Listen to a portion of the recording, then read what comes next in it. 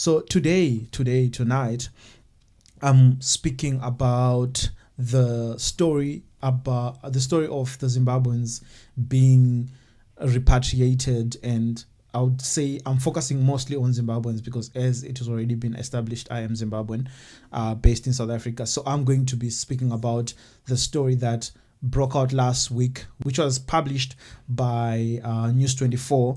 But before that, I'm going to play a few videos. I'm going to play one video from the president of Zimbabwe, Emmerson Mnangagwa, and I'm going to play another video from the president of South Africa, Cyril Ramaphosa, when they spoke on their capacity as the heads of state and during the time of the march.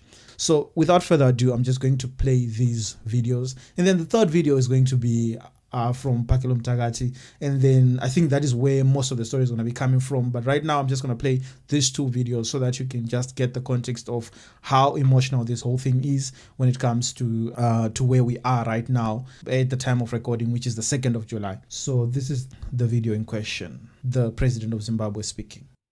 I appeal to all families and communities to exercise the true African values of compassion, love and caring for one another. More so as we welcome those returning home from the diaspora.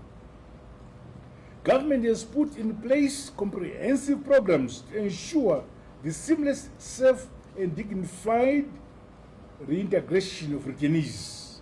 I'm referring to the current situation between us and South Africa. I don't want to elaborate.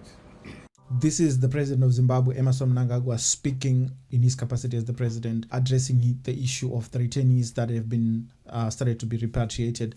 I think we already saw in some of the posts in the news, there were some prominent politicians, which I'm going to also put their names on here, that have donated something, and the government of Zimbabwe has, like the president of Zimbabwe has approved for this repatriation effort to start. It was a little bit late as compared to other countries. It was a little bit late for the Zimbabwean president or the Zimbabwean government to actually take action. It has been known to be like that. I think it was starting to get embarrassing as to, is the Zimbabwean government ever going to say anything? I think I saw in a lot of comment sections when people were talking about this, there were some questions as to, so what about Zimbabweans? When the Zambians, with I think after the Ghanaians, the Zambians, Malawians, I mean, after the Ghanaians, it was the Malawians and I think Mozambicans and Zambians.